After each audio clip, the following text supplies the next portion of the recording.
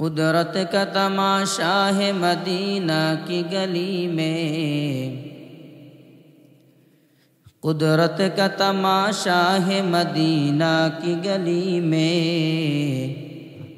जन्नत का नमूना है मदीना की गली में, जन्नत का नमूना है मदीना की गली में। जिन खाके पे चलते हैं शहंशाह दो आलम,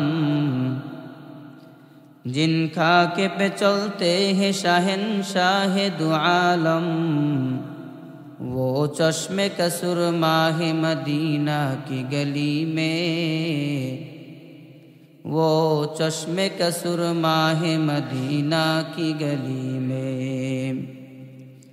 हर सिमत से आती है सदा अहले तमन्ना, हर सिमत से आती है सदा अहले तमन्ना, महबूब का चर्चा है मदीना की गली में, महबूब का चर्चा है मदीना की गली में। ईमान का हासिल नहीं बे-इश्क मदीना, ईमान का हासिल नहीं बे-इश्क मदीना, मरने की तमन्ना है मदीना की गली में, मरने की तमन्ना है मदीना की गली में। अल्हम्दुलिल्लाह, আল্লাহ রব্বুল আলামিনের দরবারে লাখো কোটি শুকর ও সুজুদ যে মহান রব্বুল আলামিন আমাদেরকে আজকের এই পবিত্র জুমার দিন আল্লাহর ঘর মসজিদে আসার এবং বসার তৌফিক দান করেছেন। এজন্য সকলেই অন্তরস্থল থেকে সুউচ্চ আওয়াজে একবার কালিমাতুশ শুকর আদায় করি, বলি আলহামদুলিল্লাহ।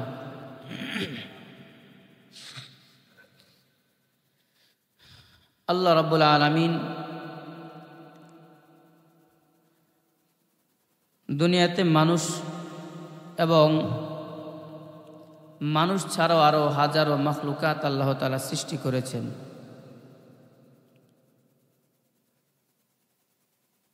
মানব এবং দানব সৃষ্টি করার পরে প্রত্যেকটা মাখলুকাতের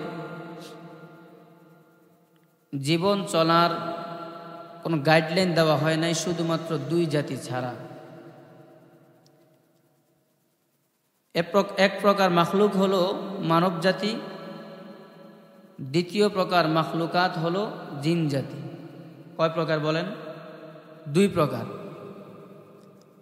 এটা আল্লাহ রাব্বুল আলামিন কালামে পাকেই স্পষ্টভাবে বর্ণনা করেছেন। ওয়ামা খালাকতুল জিন্না ওয়াল ইনসা ইল্লা লিয়াবুদুন। আল্লাহ রাব্বুল আলামিন বলেন, আমি মানুষ এবং জিন জাতিকে সৃষ্টি করেছি একমাত্র কার ইবাদত করার জন্য? আল্লাহর ইবাদত করার জন্য।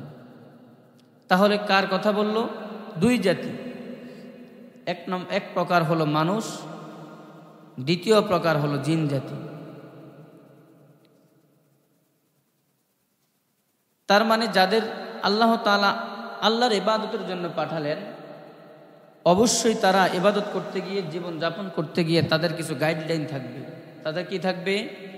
গাইডলাইন থাকবে। জীবন চলার, জীবন পরিচালনা করার একটা রোডম্যাপ তাদের থাকতে হবে। আর সেই রোডম্যাপ পরিচালনা করার মতো একজন প্রতিনিধি হিসেবে আল্লাহ তাআলা যুগে যুগে প্রত্যেক আম্বিয়া কেরামের জামানায় আল্লাহ তাআলা রোডম্যাপ পরিচালনা করার জন্য, গাইডলাইন অনুযায়ী জীবন পরিচালনা করার জন্য আল্লাহ তাআলা এক এক উম্মতের জন্য এক এক সময়ে এক একজন করে প্রতিনিধি পাঠিয়েছেন। কি পাঠিয়েছেন? প্রতিনিধি। আর সেই প্রতিনিধি কারা বলতে পারবেন? হযরত আম্বিয়া কেরাম আলাইহিস সালাতু ওয়াস সালাম।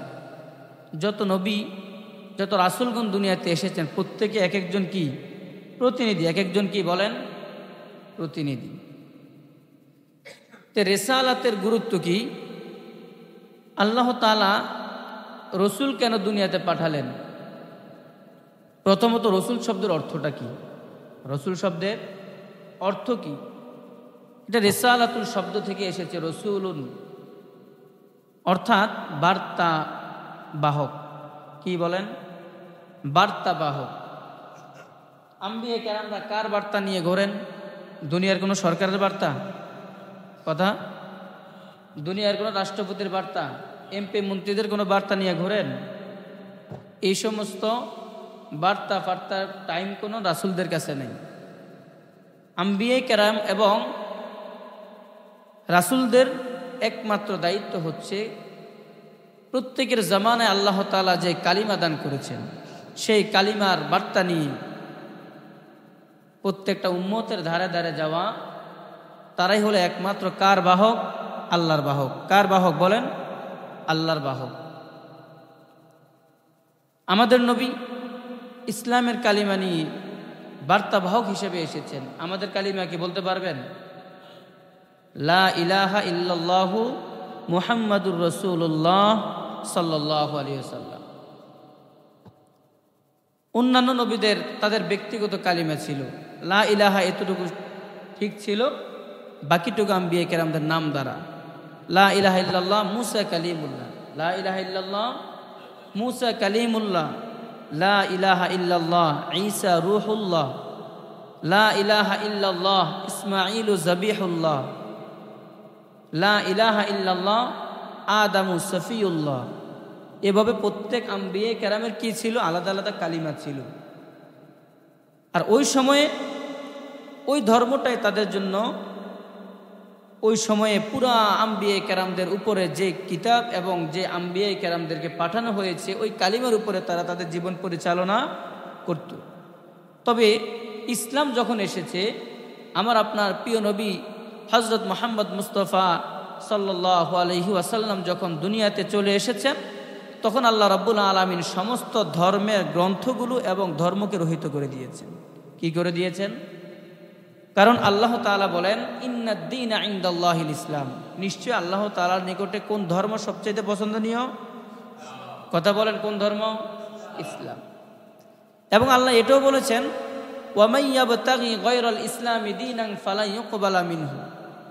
যদি কেউ ইসলাম ধর্ম পরিত্যাগ করে, ইসলাম ধর্মকে মাইনাস করে, অ্যাবাউট করে অন্য কোনো ধর্মের উপরে কোনো আমল করে তার জীবন পরিচালনা করতে চায়, আল্লাহ তাআলা বলেন তার ওই আমল থেকে, ইবাদত থেকে, তার কাজ কর্ম থেকে সামান্য পরিমাণ আল্লাহ তাআলা কি করবেন না? কবুল করবেন না। তাহলে একমাত্র ধর্ম কোনটা বলেন? ইসলাম হলো একমাত্র আল্লাহ তাআলার মনোনীত ধর্ম। এজন্য আমার মুসলমান ভাইয়েরা,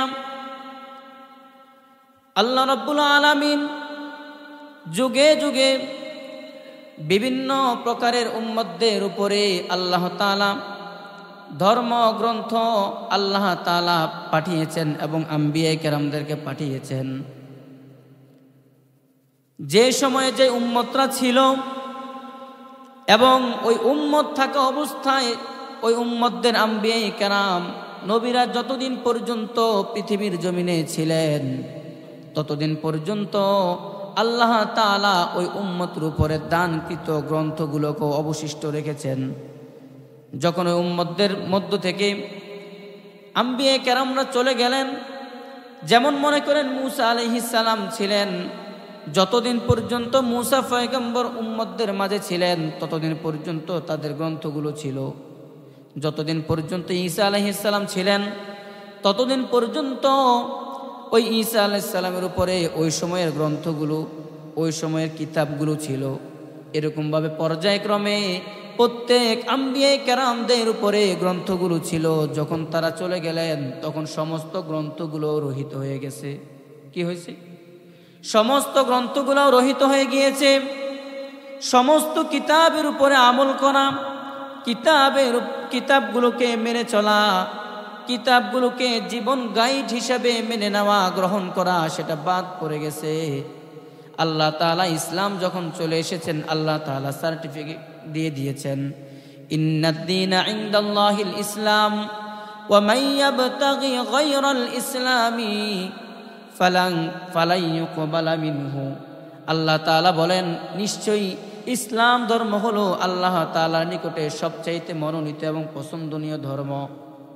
এবং এই ইসলাম ধর্ম ছাড়া ওয়ামাইয়াবতাগি গায়রাল ইসলামি দীনান ফালাই ইউকবালা মিনহু, ইসলাম ছাড়া অন্য ধর্মের উপরে কেউ যদি কিছু করতে চায় আল্লাহ তাআলা তার ওই কাজ কর্ম থেকে কোনো কিছুই কবুল করবেন না। তাহলে একমাত্র ধর্ম কোনটা? ইসলাম হলো একমাত্র ধর্ম। কারো সন্দেহ আছে বলেন? ঈসা ধর্ম কি এখন চলবে? খ্রিস্টান ধর্ম চলবে? ইহুদি ধর্ম চলবে? চলবে না। একমাত্র মনোনীত এবং আল্লাহ তাআলার সার্টিফাই করা দিন এবং ধর্ম হলো কি বলেন? ইসলাম। এজন্য আল্লাহ রাব্বুল আলামিন বলেন, আমি তোমাদের মধ্যে রসুল প্রেরণ করেছি। কখন আল্লাহ তাআলা রসুল প্রেরণ করলেন? আল্লাহ তাআলা রসুল প্রেরণ করেছেন এমন একটা সময়ে যখন সমস্ত আম্বিয়া কেরামদের দিন ধর্ম শেষ, একেবারে শেষ পর্যায়ে এসে ঈসা পয়গম্বর যখন দুনিয়াতে ছিলেন। বর্তমান জমানায় যে ইহুদিরা, ইসরায়েলের ইহুদি, তাদেরকে বলা হয় ঈসা আলাইহিস সালামের উম্মত। এ বর্তমান ইসরায়েলি তারা হলো কি? এই ইসরায়েল মানে ইহুদি আর কি, কথা বলছেন? তারাই ছিল ঈসা আলাইহিস সালামের উম্মত। তাদের জমানা আল্লাহ তাআলা ৭০,০০০ পয়গম্বর তাদের মধ্যে আল্লাহ তাআলা পাঠাইছেন। কত হাজার? একজন নবীকেও জীবিত রাখে নাই। একজন নবীকেও কি রাখে নাই? ৭০,০০০ নবীকেই বিনা কারণে নির্বিচারে হত্যা করেছে। কত হাজার বলেন? ৭০,০০০। তাহলে নবী হত্যা করেছেন ৭০,০০০। এখনো পর্যন্ত কিন্তু মানুষ, সাধারণ মানুষ হত্যা করে ৭০,০০০ এখনো ক্রস হয় না। তাহলে এই সেই ইহুদি জাতি, এই সেই ইহুদি জাতি। তাহলে আল্লাহ রাব্বুল আলামিন দুনিয়াতে কখন আমার আপনার প্রিয় নবীকে পাঠালেন? আল্লাহ রাব্বুল আলামিন বলেন, এমন একটা সময় আমি পাঠিয়েছি যখন সারা দুনিয়ার সমস্ত মানুষগুলো আইয়ামে জাহিলাতের ঘোর অন্ধকারে নিমজ্জিত হয়ে আছে। ঈসা আলাইহিস সালাম চলে গেছেন।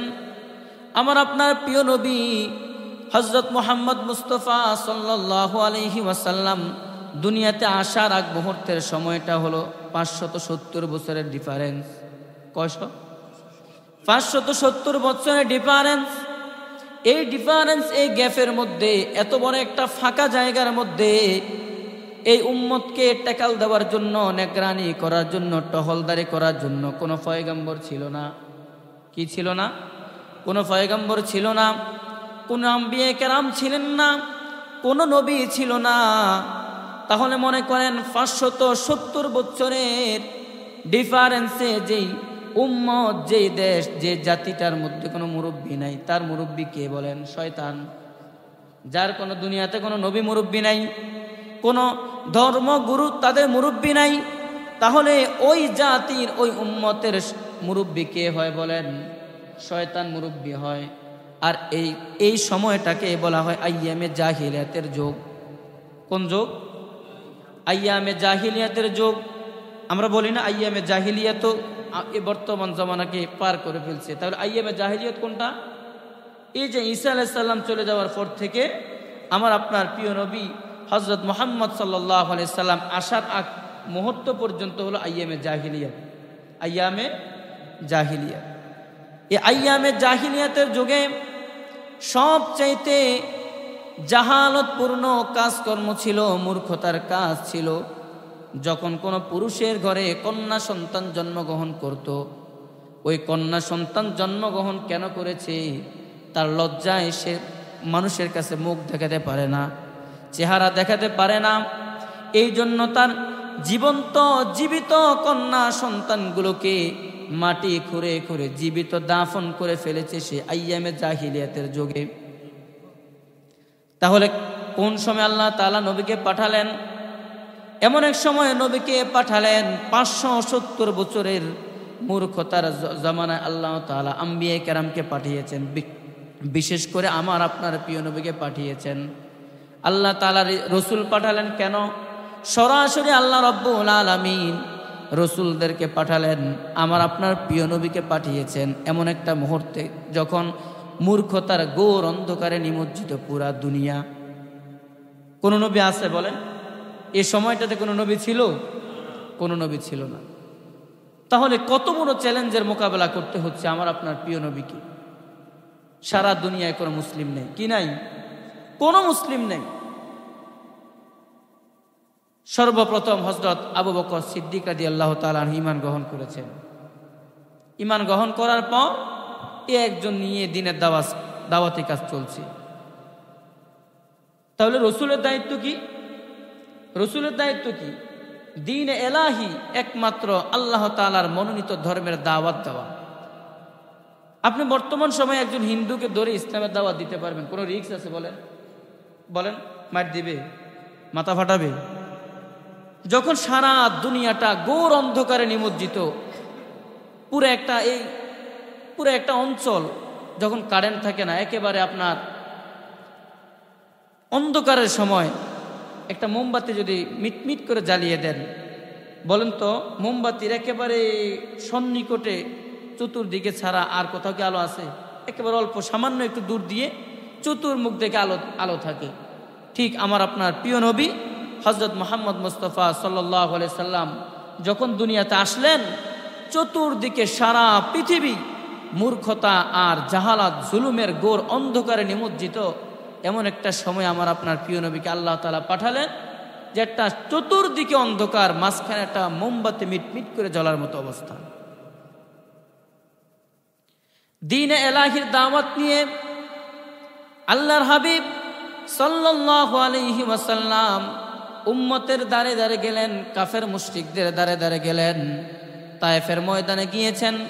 যায়েদ বিন হারেসা রাদিয়াল্লাহু তাআলা আনহু আল্লাহর নবীর সফর সঙ্গী হিসেবে তায়েফের ময়দানে গেলেন। কোথায় গেলেন বলেন? তায়েফের ময়দানে গেলেন।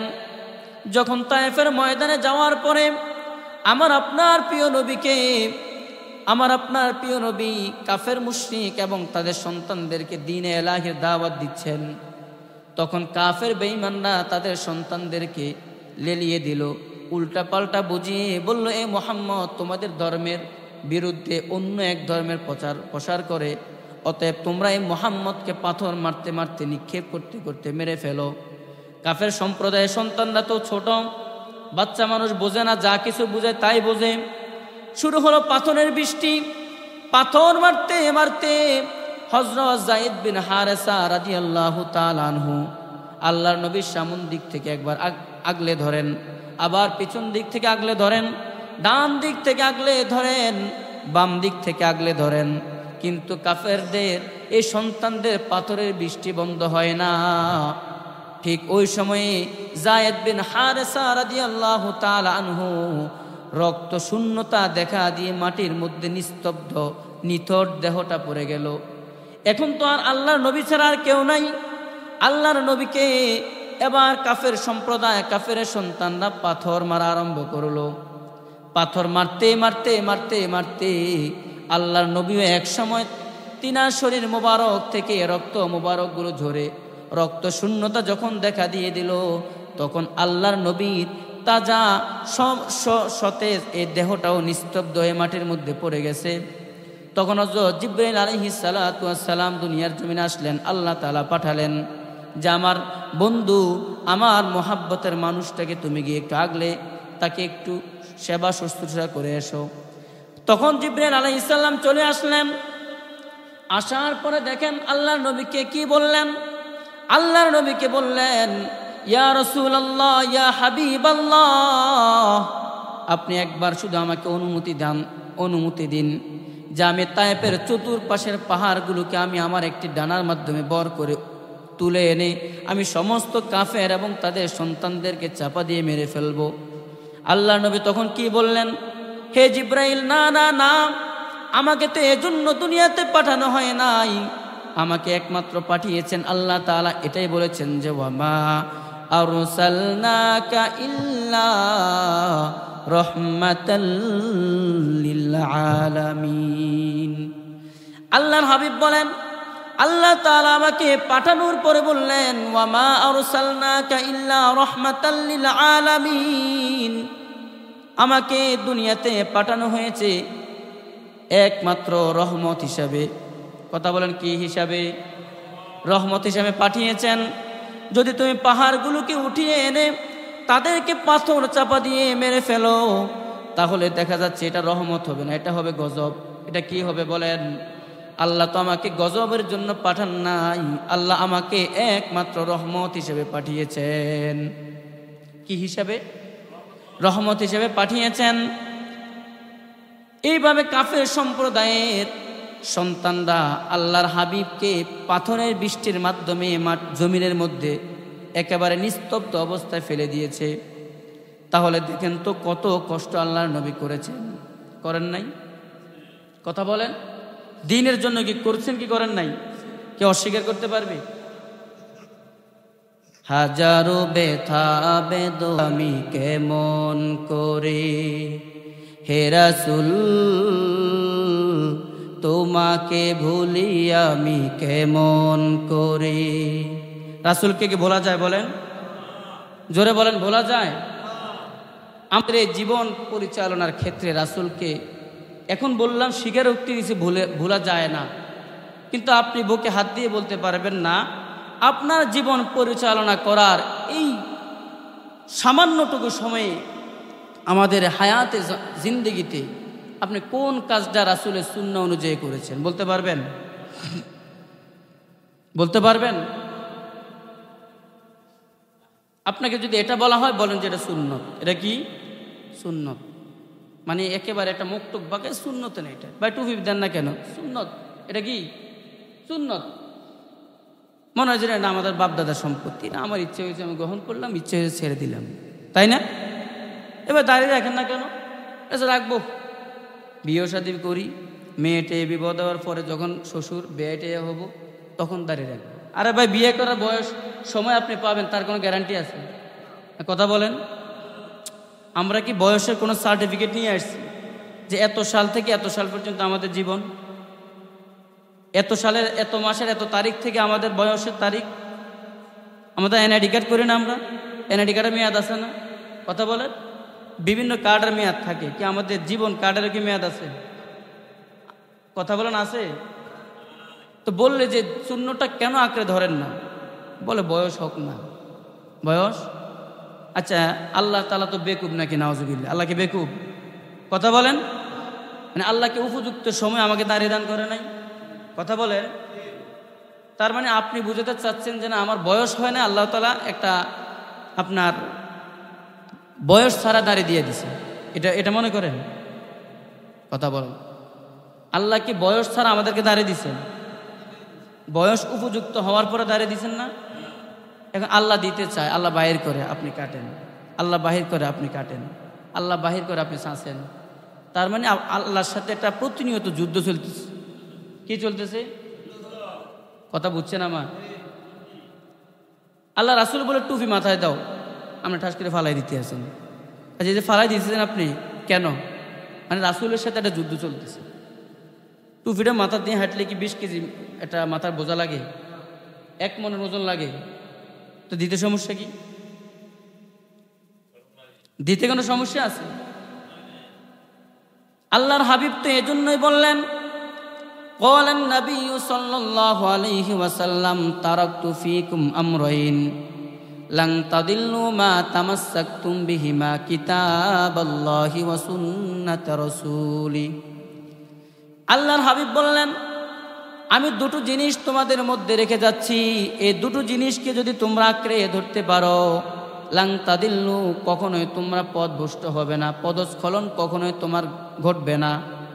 1 নাম্বার হলো কিতাব আল্লাহ, আল্লাহ তাআলার কিতাব, আর 2 নাম্বার হলো সুন্নাত রাসূলি, আল্লাহর হাবিব সাল্লাল্লাহু আলাইহি ওয়াসাল্লামের রাসূলের সুন্নাত।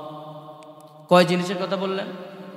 2টা জিনিসের কথা বললেন। একটা হলো আল্লাহ তাআলার কালাম, আরেকটা জিনিস হলো প্রিয় নবী মুহাম্মদুর রাসূলুল্লাহ সাল্লাল্লাহু আলাইহি সাল্লামের সুন্নাত।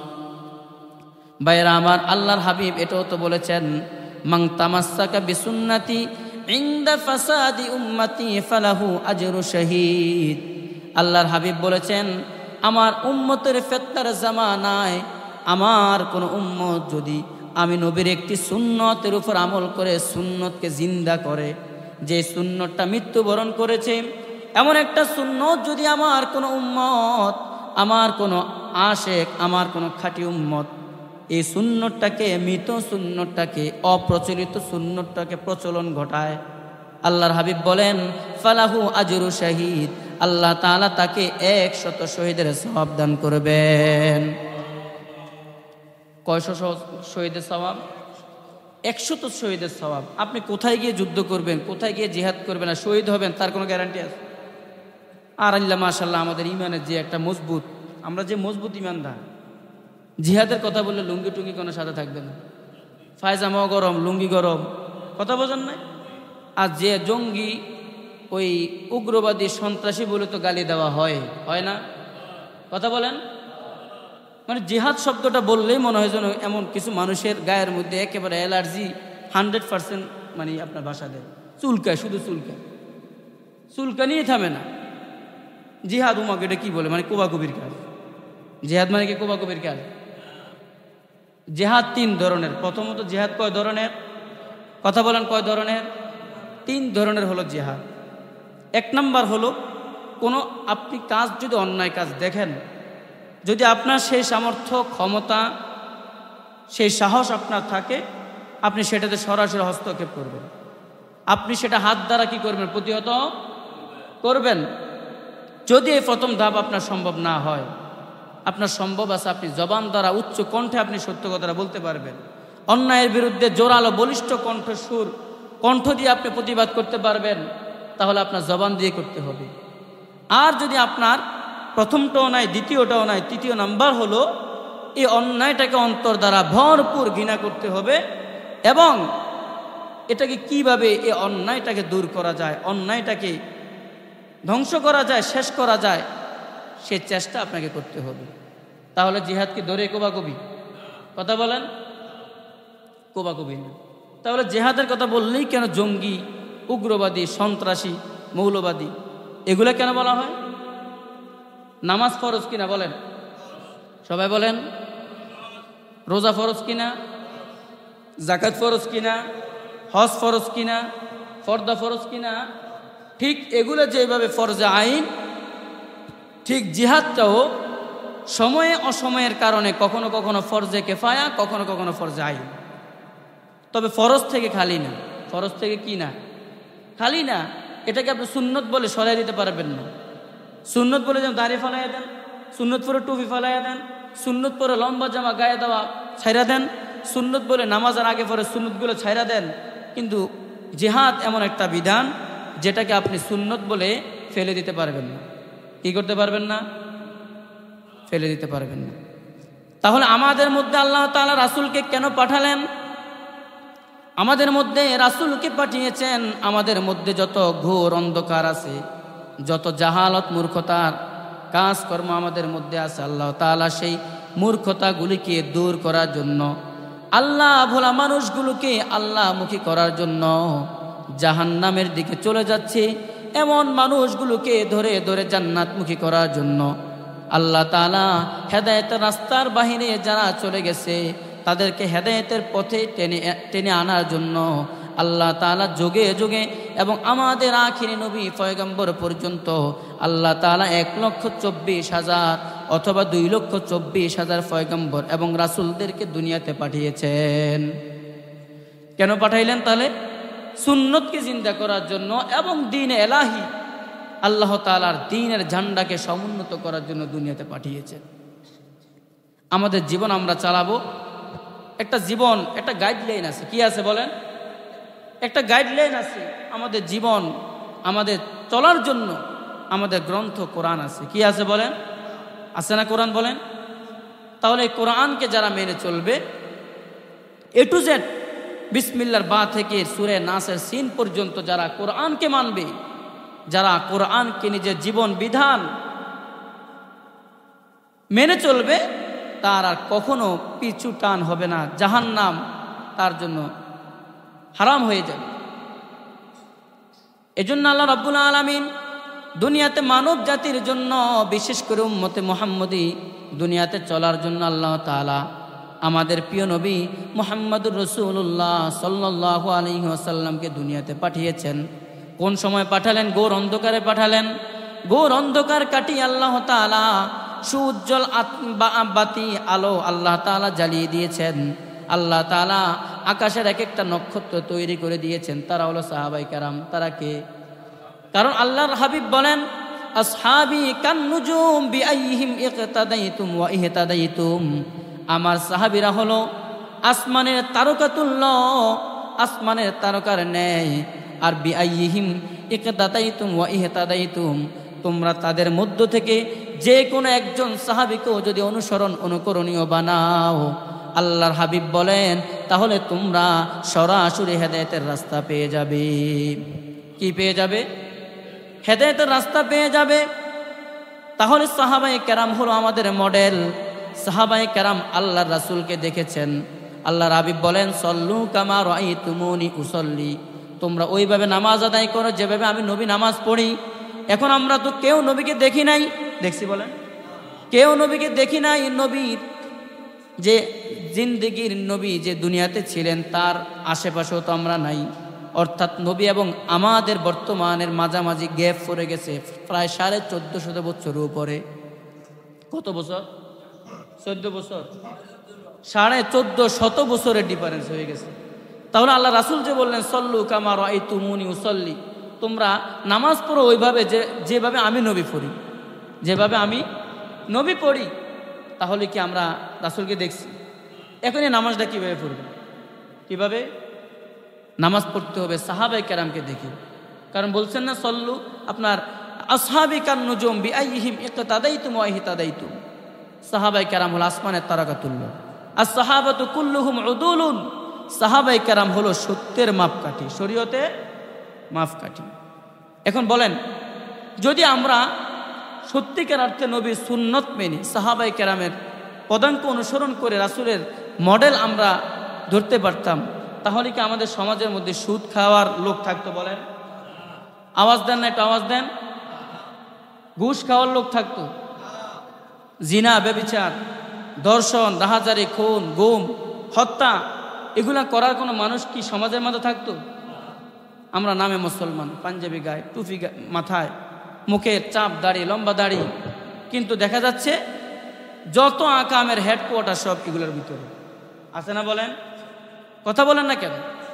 দেখেন, কাফের, আল্লাহ রাসূল বলেন যে কাফের সম্প্রদায় যে পরিমাণ আমাকে কষ্ট দিয়েছে, ততটুকু আমি কষ্টও পাই না, দিনের এত ক্ষতিও কাফেররা করতে পারে নাই যতটুকু আপনার ক্ষতি করতে পেরেছে মুনাফিক।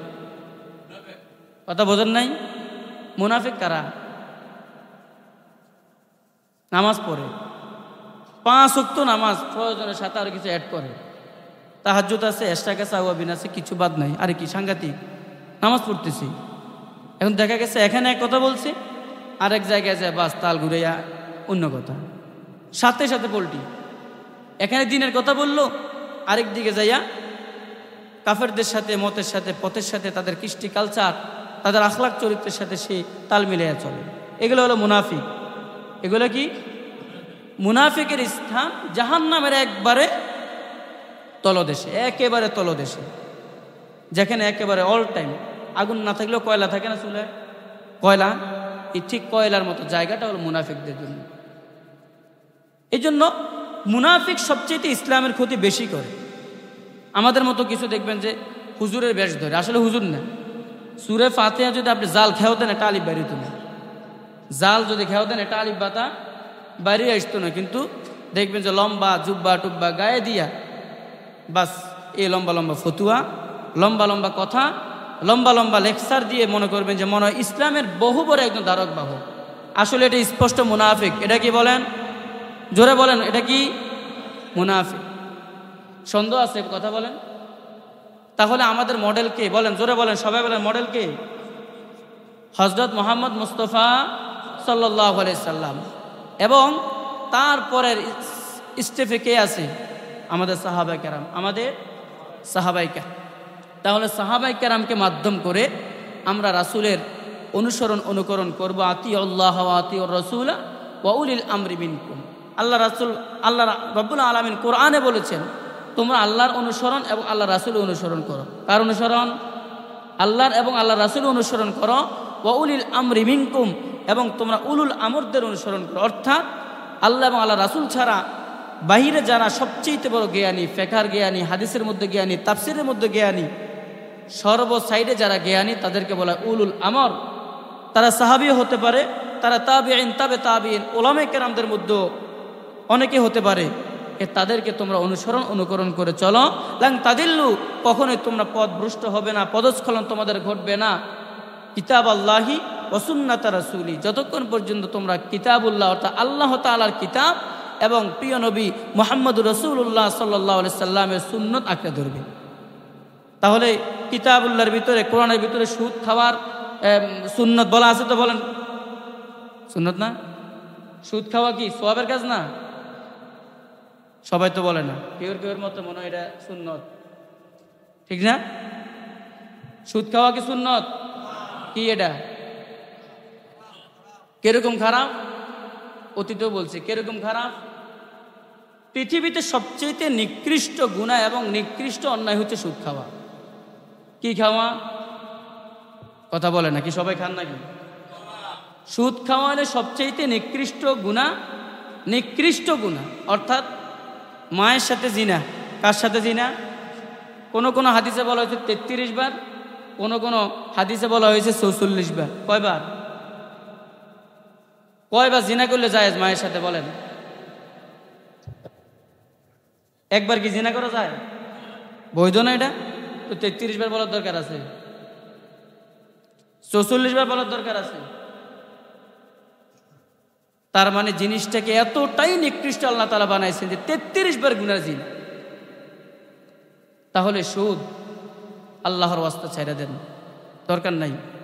আপনি কাজ করে খান, খেতে কামারে মাথার ঘাম পায়ে ফেলে খান, রিক্সা চালায় খান, অথবা আর আপনার ভিক্ষা করে হইলেও খান, তারপরে সুদ খাবেন না। কি খাবেন না?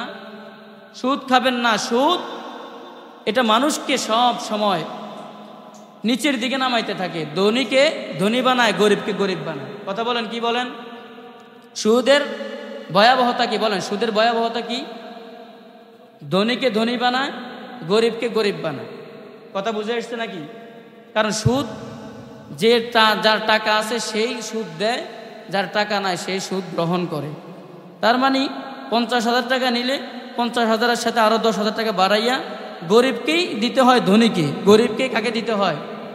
ধনীকে। তাহলে ধনী ধনী হচ্ছে, গরিব গরিব হচ্ছে। ধনী ধনী হচ্ছে, গরিব গরিব হচ্ছে। এই সুদ থেকে পরিত্রাণের মানে মাধ্যম কি? একেবারে সংক্ষেপে 1 মিনিটে বলতেছি। একটাই হলো মাধ্যম, একটাই হলো পন্থা। সেটা হচ্ছে যারা ধনীরা আছেন, টাকা পয়সাওয়ালা আছেন না? কথা বলেন আর আলহামদুলিল্লাহ বলেন। যাদের টাকা পয়সা আল্লাহ দিছেন, সচ্ছলতা দিছেন, আলহামদুলিল্লাহ বলেন। নেশাব পরিমাণ সম্পদ যাদের আছে, আলহামদুলিল্লাহ বলেন। এ আলহামদুলিল্লাহ বলছেন কেন জানেন? আজকে থেকে সিদ্ধান্ত নেবেন যে আমরা আমাদের সম্পদের একটা অংশ থেকে আমরা যাকাত দিব। কি দিব? কথা বলেন, ইনশাল্লাহ বলেন। যাকাত দিব। এই যাকাত যখন দেওয়া আরম্ভ করবেন, সমস্ত সুদখোরগুলোর পেটের মধ্যে লাথি পড়ে যাবে। সমস্ত সুদখোর এগুলোর পেটে কি পড়বে বলেন? লাথি পড়বে। দেখবেন যা তাদেরকে কেউ গণে না, তাদের ধারে কাছে যায় না, তখন তারও সম্পদ থেকে সে যাকাত দেওয়া আরম্ভ করে। এই জন্য সুদকে আপনার সমাজ থেকে উঠানোর জন্য একমাত্র যাকাত নামের যুদ্ধ শুরু করে দিতে হবে। কি শুরু করতে হবে বলেন? যাকাত নামের যুদ্ধ। পারবেন ইনশাল্লাহ? যাদের নেশাব পরিমাণ সম্পদ আছে, যাকাত কার উপরে ওয়াজিব ফরজ, এগুলো ইনশাল্লাহ নেক্সট টাইমে আলোচনা করব। যাদের উপরে যাকাত ওয়াজিব ফরজ হয়ে গেছে তারা ইনশাল্লাহ সুদ, এই সুদ জিনিসটাকে আপনার সমাজ থেকে উৎখাত করার জন্য যাকাত নামের যুদ্ধ শুরু করতে হবে। ইনশাল্লাহ রাজি আছেন সবাই? অথবা যাকাত যারা নাই, দান সদকা করবেন। যাদের টাকা আছে, নেশাব পরিমাণ না, যাকাত ফরজ হয় নাই, তাহলে কি দিবেন? বেশি বেশি দান করবেন। আর দূরে দান করার আগে নিজের সমাজ, মহল্লার গরিবদের দিকে তাকিয়ে তাদেরকে পরিবর্তন করবে। ইনশাল্লাহ সবাই পারবেন তো? সবাই হাত তুলে দেখান। সবাই পারবেন ইনশাল্লাহ? আল্লাহ তাআলা আমাদেরকে যাকাত এবং দান সদকা বেশি বেশি করার তৌফিক দান করুন। ওমা আলাইনিল্লাল বালাগ। আসসালামু আলাইকুম।